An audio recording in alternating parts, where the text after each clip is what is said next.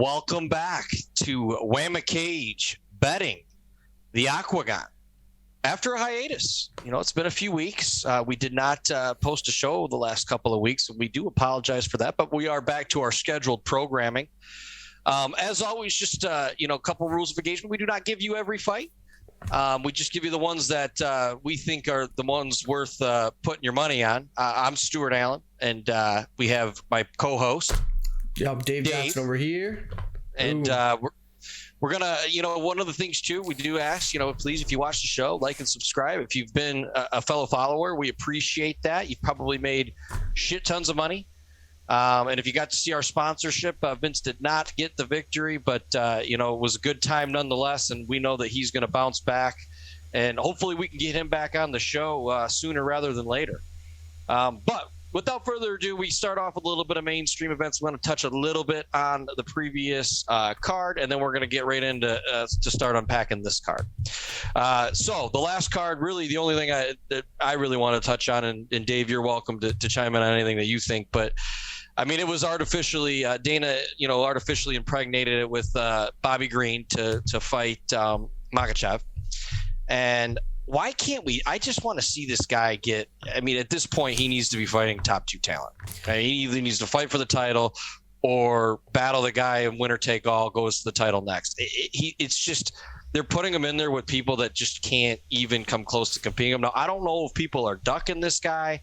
I don't. Do you even have the optics of what happened? Why his opponent dropped out? They're saying Dariush ankle injury. That's what they're saying for the pullout for Dariush. But man, I mean, everyone tried their best to try to build this fight up. Saying that Bobby Green had a chance. Acting like Bobby Green wasn't just going out there getting a good payday and making UFC happy. But you saw it as soon as he went out there. He was just completely outmatched by Islam.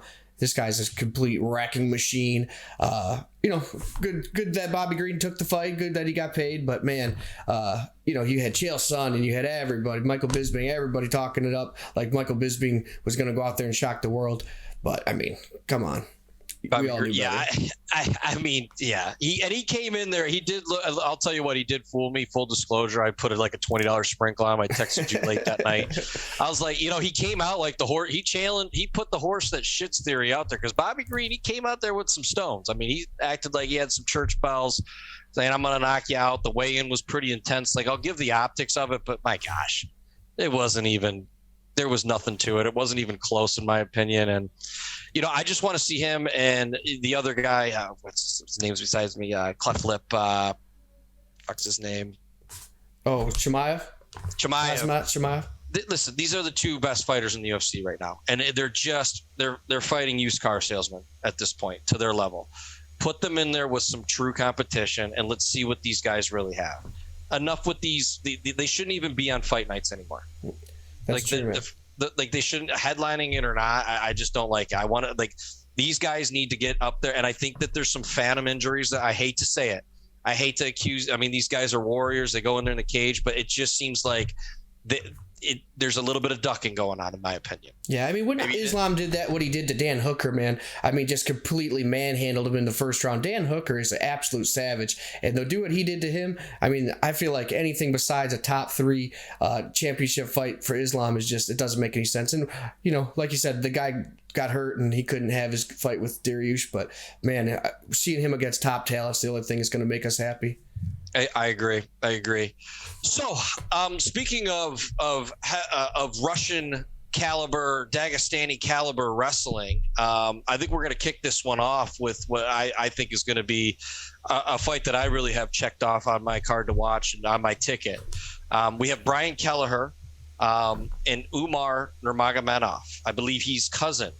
He's a Nurmagomedov cousin, one of many in the UFC. 13-0 versus 24-12. The line opened at plus 450 on the Kelleher side and negative 625. It has moved to 720 for Umar, and then Kelleher now at plus 500. Ooh. Now, I want to explain something. If these two fought 20 times, 100 times, I know Umar wins majority of the time, and I very rarely will give you a pick against anybody with the last name Nurmagomedov or anybody with a Dagestani wrestling background. I'm not a fucking maniac, okay?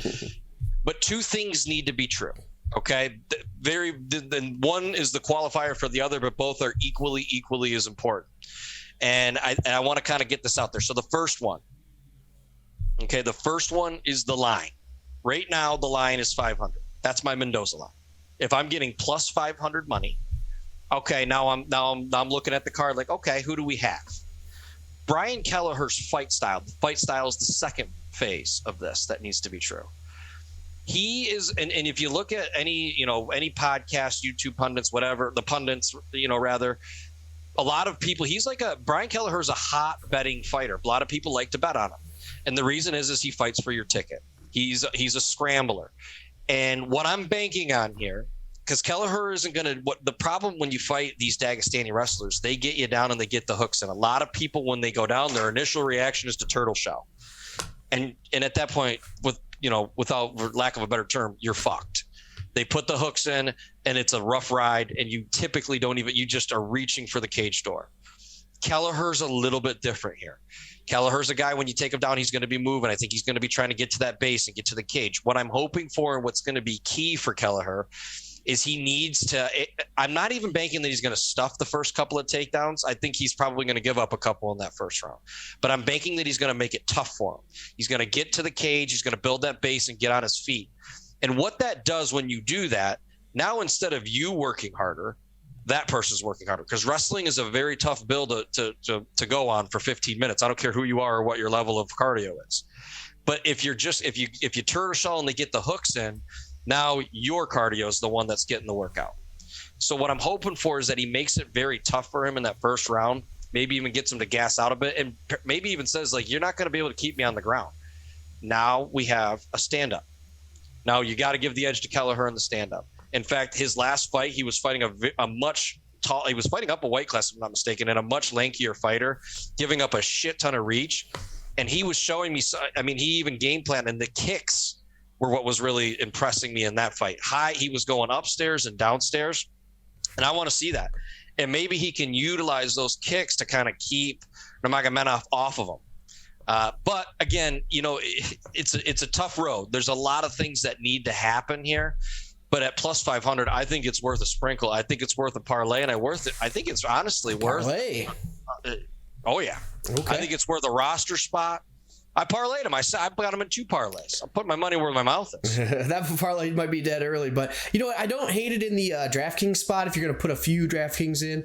I mean, he's a big underdog for a reason, but man, this is going to be a fun one. And like you said, I'm heavy on the word sprinkle on this one. I might bet $50, $75, $100 on a per fight. The highest I would go on this one, probably 20. Maybe if I have a couple extra drinks in me, maybe $30 on Brian this weekend. But yeah. And again, I just want to emphasize this. It's the combination that makes it punitive to me to bet it. Honestly, I think you have to look at both. You're getting a good line.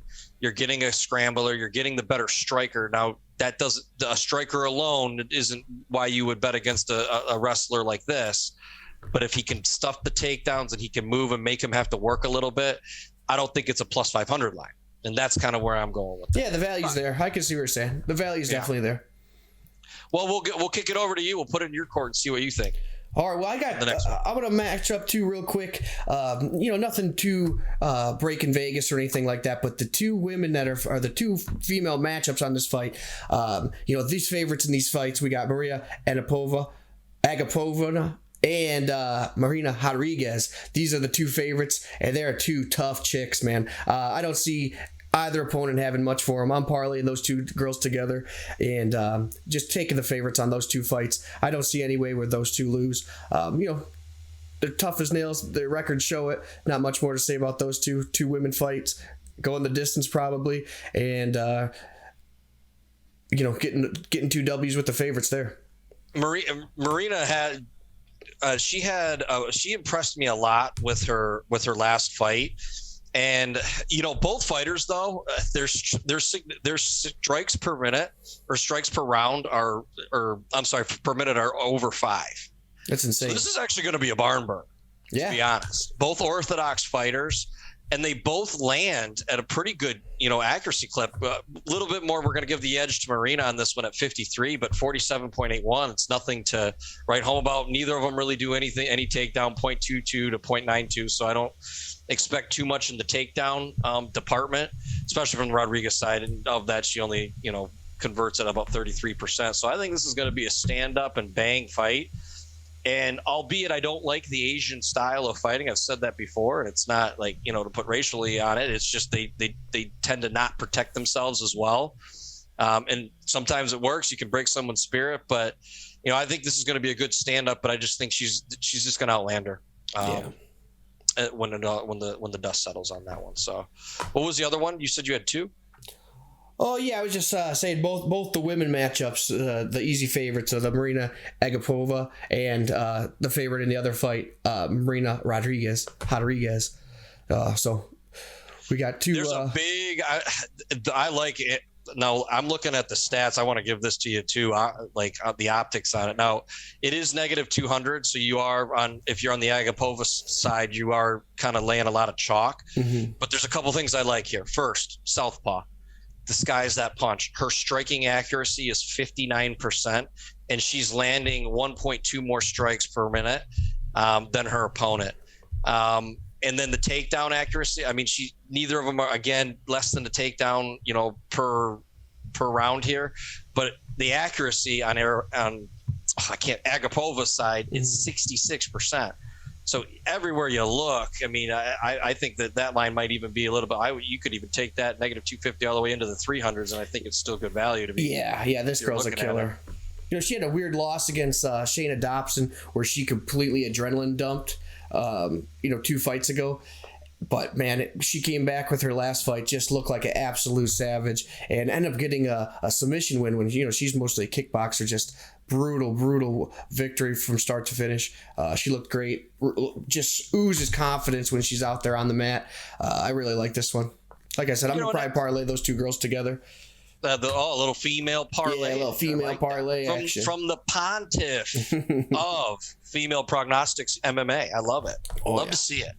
Yeah, no, I think it's good. And to your point, too, I mean, we're just 10-2. There's room to grow. A lot of experience there, though, as well. She's not like a newcomer, so you can learn from your mistakes and adrenaline dumping, which, you see that a lot early on in people's career.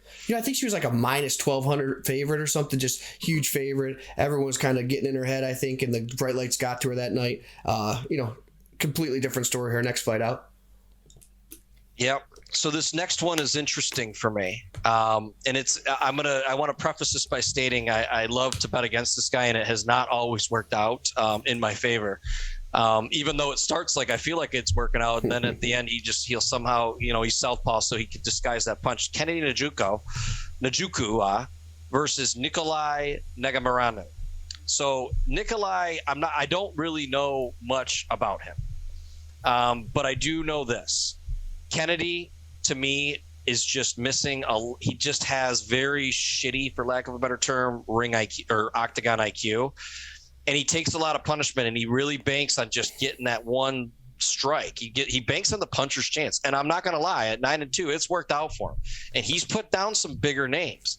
But every time it just seems like he's losing the fight until, he's not losing the fight by way of knockout, you know what I mean? Or just punishes the guy or gets the guy unconscious where, he just takes over the fight from there.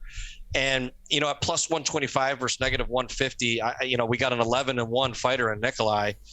Give me him in the plus side on this one. I don't know if you have any take on here, but that's where I'm at. Yeah, I love the dog in this one as well. I don't know if you remember the last fight with Kennedy, but it was one of the most wild fights I saw. Someone, like you said, that can not have any kind of ring IQ. This guy just kind of stood there and let the opponent elbow him in the face in his guard I can't remember 8 to 10 times until finally those elbows started getting through. And I mean, it was just the weirdest strategy I've ever seen. I don't know if one of the first elbows really stunned him and he just didn't know where he was anymore, but elbow after elbow after elbow coming through the guard like that, I could never put my money on this guy again, especially as a favorite. Maybe in the future if he gets a couple wins together and is an underdog, maybe I've put some money on him. But man, putting my money on this guy as a favorite, Kennedy, that is, no way. We're taking the underdog Nick here. He lost his UFC debut. That's a little easier for me. But yeah, he lost his UFC debut, then came back and won a couple in a row. This guy's on good footing here with a 2-win streak, and I think he's going to put Kennedy away. Yeah, I mean, low volume from him. That's important to note. I mean, less than 3 strikes landed per minute at 2.97, so just south of that line. But either way, Kennedy having a chin is your number one. I mean, having a chin is definitely a good advantage, but it can't be your number one attribute. So, yep, give me Nick the dog money, and let's do this one. All right, let's move on up here. I think we were on opposite ends on this one, so I'm going to let you take the lead here. But we have Sergey Spivak versus Greg Hardy, former football player. What do we got going on here? All right, so on this one, we got, one of the other few dogs on this fight card I like. Greg Hardy, the Prince of War. I'm starting to think that you cannot knock out Tai Tuivasa. I mean, he had Tai Tuivasa rocked. It looked like he was about to finish that fight on his last fight against Tai Tuivasa. And, Tai Tuivasa does what he's been doing lately and just putting the hammer down on someone who thinks they're going to beat him. And, but man, I think the athleticism and the power of Greg Hardy is going to be a real hard time for let's go with the polar bear. I can't even say polar bear today. I think it's just going to be too much for him. Just the big, massive body that this guy puts in the ring. The last time he weighed in, he was at 264. We're looking at 238 for our boy Polar Bear. So a big size advantage for Greg Hardy. I'm guessing that he's going to want to keep it on the feet, and he probably will be able to with his athleticism and then land a big shot on our boy. So I'm taking the underdog money, Greg Hardy here. I'm going to go on the plus side, and probably what about Sergey is he's definitely a good grappler, but this guy he's got two-way impact. He has. It's not that he throws a lot of volume with the strikes, but he does have some low-key power. Now, I'm going to go to the Greg Hardy side for a second here, because I, at first, was pretty big on Greg Hardy. I thought he just needed to refine a few things, and I thought, with time, he got served up a couple of cupcakes up front, that he was going to be able to do that. But the couple of things that I just have not seen him grow on, first off, the gas tank. I think he's actually, if anything, he's digressing in that department, and he has no grappling. And the problem is you're going against a guy that's landing 2.72, average takedowns, and he's doing it at almost a 60% clip. Going against a guy with no grappling, if Sergey wants to sting him up and tag him up front, but what I think he's going to do, I think he's going to loosen him up early with the grappling, get him gassed, come into that second round, and then he's just going to pepper him with some hard shots, and you're just going to see Greg Hardy go down, which is another thing that you've been seeing lately. So albeit I got to lay chalk, but I'm going opposite here. Are we doing tequila bet? Are you giving me 220 tequila money on this? Is this the one? Yeah, I think this is the one. I need to be back in the underdog tequila betting business. It's good for you. They say tequila is Jesus nectar, so I can appreciate that. Well, are we going to go right up here to Kevin Holland and Alex Oliveira? Now, Kevin Holland is, he rose to the top. He had some very exciting knockouts, on his way up there, and then he, ran into a little bit of a rough patch. But I think this is a good matchup for him. Anybody that's facing Alex Oliveira is a good matchup. Alex Oliveira is the oh man, I can't. Why am I so bad with name? Cowboy Cerrone. He's the Cowboy Cerrone of the UFC. He's just the Brazilian cowboy version. Brazilian cowboy. Can't win. He hasn't won since Vietnam. At this point, and I think it's such a good matchup too, because Kevin Holland, where I think he was struggling, like Brunson, he just can't do the grappling. And I don't think he wants to. Like his gas tank isn't even bad. He just doesn't know what the hell he's doing. Oliveira likes to get in there and bang, and he likes to put himself out there. And the reason he's still fighting right now, the reason he's still gainfully employed by the UFC, is because he can get in some exciting fights. Doesn't last long, but he'll go out there, he'll throw his body on the line. But again, Kevin Holland, it's just such a speed and power disadvantage when you're facing him. And it's not the guy you get in a firefight with. And again, I'm laying chalk here again. You hate to see it. I start off with a plus 500 bet, and now I'm just going 200 to now we're at negative 300. But is there a chance Oliveira wins this, David? Do you see any calling card to victory here? Man, I really don't see it. I mean, we got Cowboy Oliveira at only 34 years old, but man, he seems a lot older in there, doesn't he? It's Octagon hard to, age, man. That Octagon age. He does have. He's 22, 11, and 1, so that is a lot of fights in the Octagon. But man, I don't see any way that Kevin Holland doesn't get this. You know, he had that weird little flash knockdown bullshit, no contest with Dawkins. And I think Dawkins is a much better fighter than Oliveira. So I got Kevin Holland all day on this one. Yep. It'd be a good bounce back for him, kind of, because I'm sure he left that fight not feeling, so hot about the results, tie indifferent or whatever you want to call it, no contest. So looks like the only thing I'm scared about this one is he's coming down from 185 to 170. That's a pretty big jump in weight class. That's a 15-pound jump. So that's gonna be weird to see how he looks after that weight cut. But I felt like he was up too high. Like he doesn't have like the thick chassis. I feel like this is right for him, and I feel like his, to your point, what might digress a little, what might not be as much of an advantage to him is his speed here, but his power. I mean, versus a guy that doesn't defend himself, that's the big ticker and probably what's leading to the line. But you're right, when you're, no matter what, if you're taking a 15-pound jump either direction, it's cause for concern if you're laying 300 chalk. Yeah, that's what I'm afraid of with that big minus number. So if he looks really good in the weigh-ins and it doesn't look like that, weight cut took everything out of him, I'm all over this one, putting it in my parlays, everything like that. For our DraftKings goons too. I mean, you got to save a roster spot for him because this is a knockout. Yeah, you're probably getting some serious I think he's points. knocking him out. Yeah. So yeah, probably early. Yeah, away from him being completely emancipated, looking like shit at weigh-ins here, man, tongue-tied today. But I would go with. We took a 2-week sabbatical. Okay, you gotta. I forgot to do my vocal exercises before the show here. Unique New York. There we go. Now, in the same vein of octagon geriatric units and on the way down, that brings us to Edson Barbosa.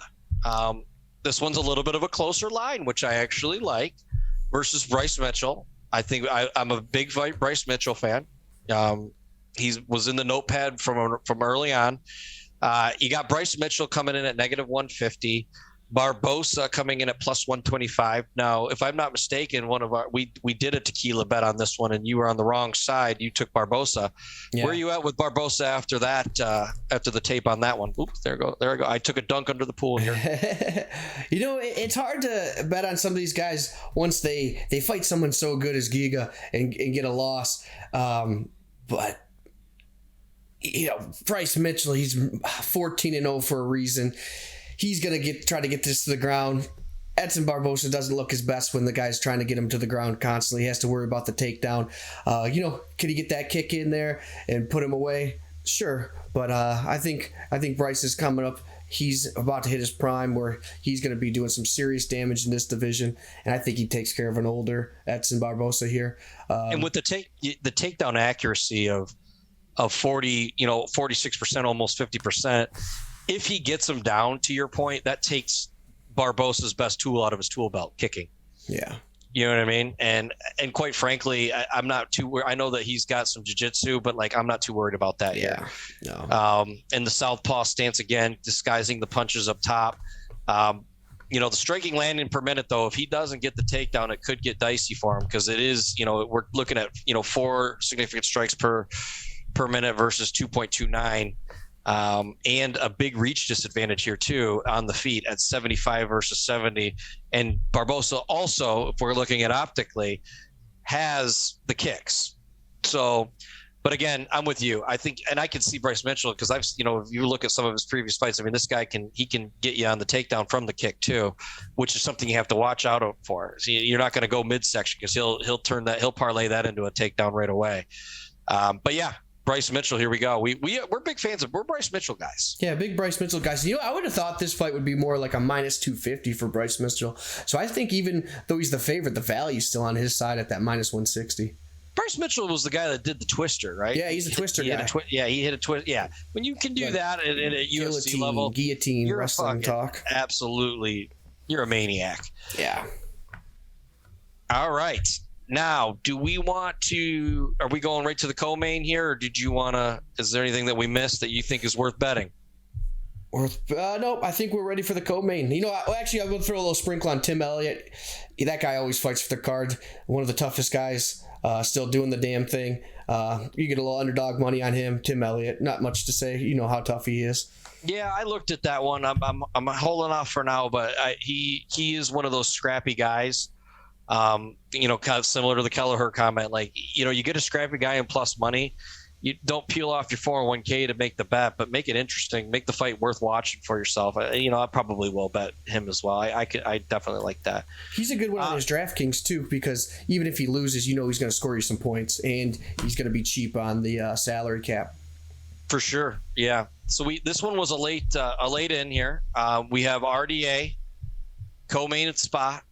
Can't remember last time I saw him fight physically. And then we have Renato Moicano. Moicano, well, I don't have a line on it, actually. It's not on their Tapology. It's not minus 170 for Dos Anjos, I believe, is the current line. I hate to pass the torch to you here, but I'm still kind of getting my thoughts. I don't know what I think. I know where I have a lean, but I just haven't seen RDA in a while, and I don't know if that's worthy of placing a bet on him. Yeah, this fight's really weird. Man, if this wasn't a short notice fight for Moicano, I would be all over him on this one, especially with that plus money.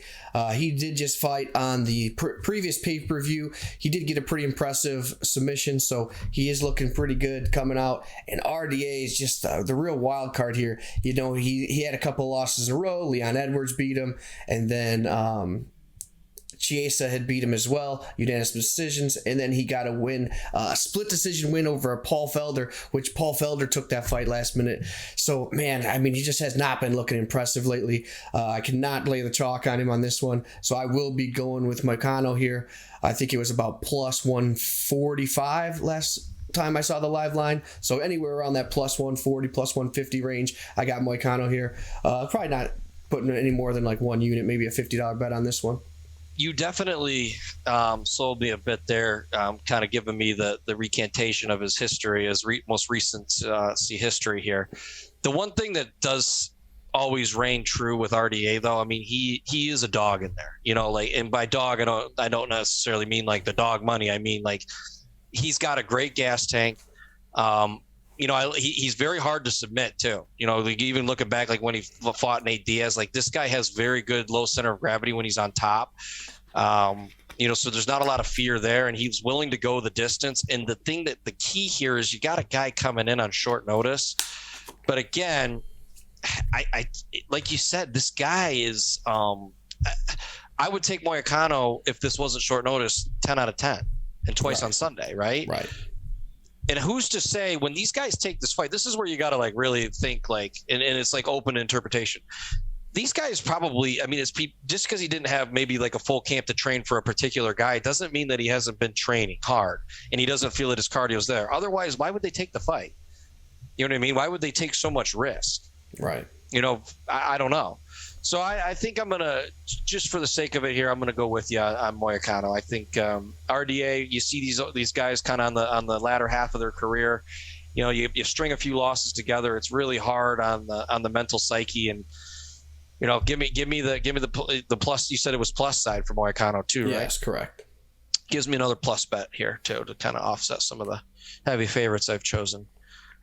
But that brings us to the main dish. Very good fight. Very good main card here. You love to see it. A lot of little background history, former roommates talking a lot of shit, and I think that's only going to continue as the week progresses. Jorge Masvidal versus Colby Covington. Who do you got, Dave? Man, I don't know, man. You got Colby Covington. He's got to be the number 2 guy in the world at that weight class. I don't see any way, shape, or form you can argue that. And then Jorge Masvidal just can't get it done, I don't feel like. He's got some good KO power, explosive guy, but Colby knows all his striking tendencies. He knows his timing. He knows everything, and that's all Colby needs to get you on the ground, man. One well-timed takedown per round. Colby Covington wins this fight, so he minus the big minus money on Colby here, but it's going to be worth it. He's going to score you a shit ton of points on DraftKings. Probably 5 rounds of grinding on Jorge. So I love Colby here. What are you thinking? You love Jorge the villain, right? You love the shit talking. He's got the highlight reel coming out of the street beefs. But real talk, like all things aside, Jorge the fighter, I'm just going to call it like it is. And if you hate me, air your grievances for saying this in the comment section, please, or even hit a dislike if you'd like. Hit one of the 2 buttons, by the way. It's free to do if you made it this far. He's overrated. He's one of the most overrated fighters I think there is in the UFC at this level, right? He got a knee, he got a lucky knee. Not that he wouldn't have won that fight anyway, but at the same time, I just think he came in the hype train with more with his mouth. And there's just not a lot of tools in his belt. And he looked like shit in his last fight. He looked like shit in his last couple fights. And he got knocked out by the guy that's supposed to be the grappler. Now let's go to Colby. First off, Colby Covington reminds me of the DC Bones Jones, to your point.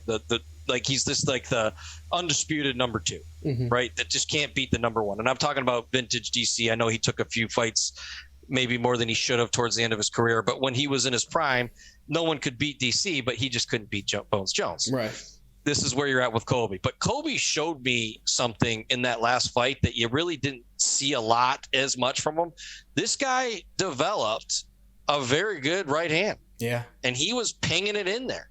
That was a great fight, for lack of a better term. And again, and albeit it was an official takedown, he landed the takedown. And that's the other thing. Masvidal doesn't have that in his arsenal. He just doesn't. And I can see Colby beating him on the feet and beating him on the ground. Masvidal might come out and land a few nice ones early, but in a 5-round fight, Colby's strong. He's tough. He's tough to put out of the cage. I don't see that happening. So how do you outpoint this guy in 5 rounds? And you haven't even looked like a good striker as of late anyway. And you can maybe even argue you haven't looked like a good striker when you fought someone that was worth a shit. That's my take on it. So I'm Colby all the way. And, the line dictates Vegas got it right. But just because they got it right doesn't mean I'm going to go on the Masvidal side here. Give me the -310. Give me Colby. Yeah, I don't know if I'm as hard on Masvidal as you seem to be on this one. He had a few good wins coming up. He just destroyed Nate Diaz, and he destroyed Darren Till, which were pretty impressive wins. Usman whooped his ass. But man, you were onto something with Colby getting that right hand going. And you might say okay, he did it against Usman, who's not really a striker himself. But I mean, Usman knocked out Masvidal, so he is a striker now. So I think everything points to Colby. You got maybe even on the feet leading towards Colby. You got the wrestling leaning towards Colby. You got the gas tank 100% towards Colby. I got Colby all day as well. And I'll say this, I'll give you the Darren Till, and you brought up a good point. That was the only good fight that I think I would give him credit for. Nate Diaz, just for the record, everyone beats the shit out of Nate Diaz. How Nate Diaz wins is he takes your soul eventually, and you just gash your arms out, and then he can ping you or get you in a, he'll tap you out, or he'll, what he almost did to Leon Edwards at the very end, just tagged him one good one. That's the way Nate Diaz fights. Yeah. He's just a punching bag in there. So I think you get, I wish the line would have been closer, because I would have, it would have been a nice single bet, a heavy bet for you. I still might do it, because Colby really impressed me in his last fight, even though it was a loss. It was a very impressive loss to me, because I think that Usman's just a fucking maniac. But again, I'm going to be watching this one. The whole card, top to bottom, I think is going to be exciting. There's some good matchups, even some good ones that we didn't talk about. But just because we didn't say we wanted to bet with them doesn't mean they're not going to be good fights. So, right. But that, I believe, is all we have for you today. But please, we will be back on our scheduled programming moving forward. We apologize for the hiatus, but hopefully we give you some good bets. We will post our parlays, as I always parlay every bet that I put at just one big parlay. Some of them have even hit, which means if you bet them, you won some money. Yeah, what was that last one? Like a 9-man parlay? That was seven. But that was just your show notes as a parlay, and it hit. That's awesome, man. Gotta love to see it. Hopefully we can get that same love here. Otherwise, we're draining the DraftKings. But this is gonna be a heavy betting card for me. Gonna have to with the amount of favorites I have. Well, yeah, we got to pay for this $80 pay-per-view too, so we got to win some money. Yeah, exactly. Doesn't pay for itself. All right, man. Well, that's us, the Aquagon. We appreciate you. We'll see you back here next week, same time. We tape on Tuesdays, and we probably release it on Wednesdays. All right, good luck.